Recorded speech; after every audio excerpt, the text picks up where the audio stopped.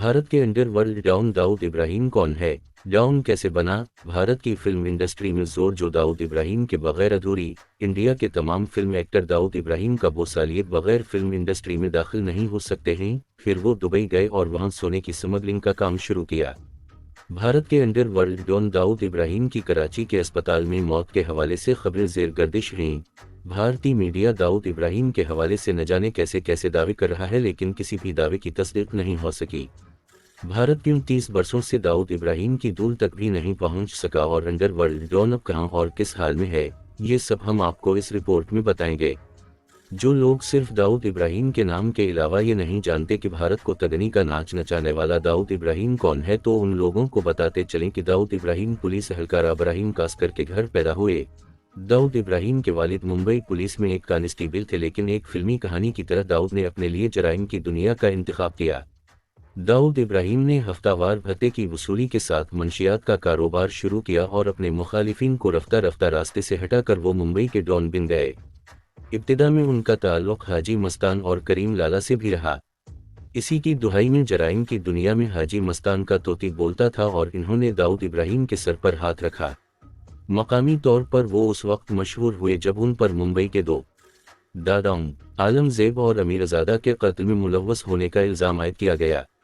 इसी की दुहाई में मुंबई पुलिस ने दाऊद इब्राहिम को गिरफ्तार कर लिया, लेकिन बाद में जमानत पर रहा होकर वो दुबई फरार हो गए।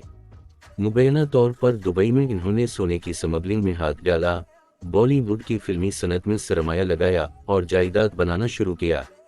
इस वक्त तक आम लोग उनके नाम से इस कदर वाकिफ नहीं थे। साल 1993 में मुंबई में होने वाले 12 धमाकों के बाद उनको उस वक्त शोहरत मिली जब मुंबई पुलिस ने इल्ज़ाम लगाया कि इन धमाकों के पीछे टाइगर मेमन और दाऊद इब्राहिम का हाथ है। उस वक्त दाऊद इब्राहिम दुबई में थे। दाऊद इब्राहिम के दीगर काबिल एतमाद साथियों में उनके भाई 19 इब्राहिम भी शामिल हैं।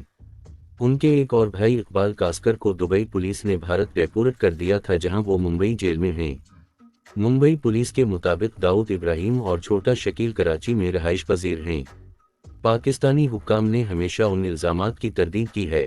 इंडिया में सोशल मीडिया पर दाऊद इब्राहिम का नाम टॉप ट्रेंड्स में शामिल है और इन्हें जहर दिए जाने या उनकी कराची में मौत की गैरमुसद्दक़ा खबरें गर्दिश कर रही हैं। 2020 में ऐसी मीडिया रिपोर्ट्स सामने आईं जिसमें कहा गया कि दाऊद इब्राहिम और उनकी अहलिया कोविड-19 का शिकार हुई और कोरोना ही के बायस दाऊद इब्राहिम की मौत हो गई है।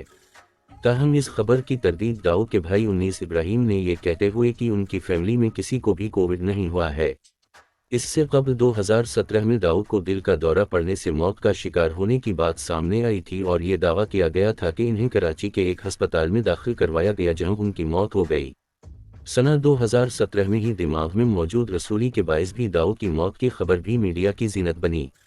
दाऊद इब्राहिम के हवाले से उन ट्रेंड्स की इब्तिदा दरअसल 2 रोज़ कबल इस वक्त हुई जब मकामी मीडिया पर इंडिया को मुख्तलिफ जराइम में मतलूब अंडरवर्ल्ड डॉन दाऊद इब्राहिम को जहर देने जैसी खबरों ने गर्दिश शुरू की।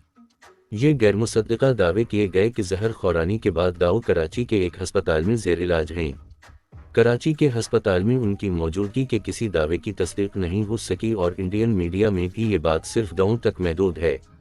इतवार की शाम पाकिस्तान में इंटरनेट की जुज़वी मुततली ने जलती पर तेल का काम किया और इंटरनेट डाउन होने को भी दाऊद इब्राहिम के मामले से जोड़ दिया गया। इंडियन अखबार टाइम्स ऑफ इंडिया ने दाऊद इब्राहिम के मुतमिद खास छोटा शकील के हवाले से इस खबर की तरदीद शाये करते हुए लिखा है कि दाऊद भाई की मौत की अफवाह बेबुनियाद है। वो 100% फिट हैं।